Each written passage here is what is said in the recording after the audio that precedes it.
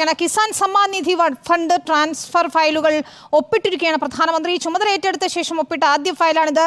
കിസാൻ സമ്മാൻ നിധിയുടെ 17ാം ഇൻസ്റ്റാൾമെന്റിന്റെ ഫയലാണ് ഒപ്പിട്ടത്.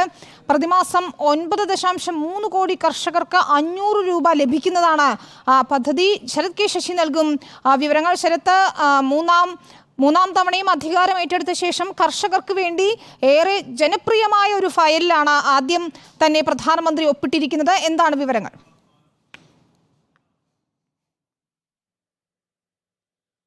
വിനീത, രണ്ടാം മോദി സർക്കാരിൻ്റെ ഒരു ഭരണ തുടർച്ച എന്ന രീതിയിലാണ് ഇപ്പോൾ ഏറ്റവും നിർണായകമായ ഒരു ഫയൽ പ്രധാനമന്ത്രി നരേന്ദ്രമോദി ഒപ്പിട്ടിരിക്കുന്നത്. 2019 ലോക്സഭാ തെരഞ്ഞെടുപ്പിന് മുൻപായാണ് ഇത്തരത്തിലൊരു PM കിസാൻ സമ്മാൻ നിധി എന്ന പദ്ധതി BJP ആവിഷ്കരിക്കുകയും കേന്ദ്ര സർക്കാർ ആവിഷ്കരിക്കുകയും ചെയ്തത്. അതിൻ്റെ ഫയൽ ഇപ്പോൾ പ്രധാനമന്ത്രി ഒപ്പിട്ടിരിക്കുന്നത്.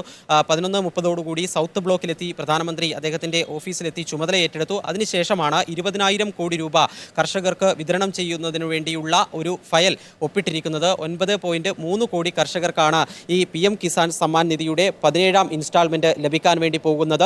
ഈ ഫയൽ ഒപ്പിട്ടുകൊണ്ട് പ്രധാനമന്ത്രി വ്യക്തമാക്കിയിരിക്കുന്നത് കർഷകരുടെ ഉന്നമനത്തിന് സമർപ്പിതമായ സർക്കാരാണിത്, അതുകൊണ്ടാണ് കർഷക ക്ഷേമത്തിനുള്ള ഫയൽ ആദ്യം ഒപ്പിട്ടത്. അതായിരുന്നു പ്രധാനമന്ത്രി നരേന്ദ്രമോദിയുടെ ആദ്യത്തെ പ്രതികരണം. ഇന്ന് വൈകിട്ട് ക്യാബിനറ്റ് യോഗമുണ്ട്. ആ ക്യാബിനറ്റ് യോഗത്തിൽ കൂടുതൽ ജനപ്രിയമായ ചില പ്രഖ്യാപനങ്ങൾക്കുള്ള സാധ്യത നിലനിൽക്കുന്നുണ്ട്. ഏതായാലും കേന്ദ്ര സർക്കാർ മറ്റൊരു പ്രധാനപ്പെട്ട ആലോചന ഇപ്പോൾ നടത്തിയിരിക്കുന്നത് ലോക്സഭാ സമ്മേളനം വിളിച്ചു ചേർക്കുന്നതുമായി ബന്ധപ്പെട്ടാണ്. ജൂൺ 18-ാം തീയതി ലോക്സഭാ സമ്മേളനം വിളിച്ചു ചേർക്കുന്നതിന് രാഷ്ട്രപതിയോട് ശുപാർശ ചെയ്യാം എന്ന ഒരു ആലോചനയാണ് നടക്കുന്നത്. ജൂൺ 18, 19 എന്നീ തീയതികളിൽ ലോക്സഭാ MP-മാരുടെ സത്യപ്രതിജ്ഞ നടക്കും.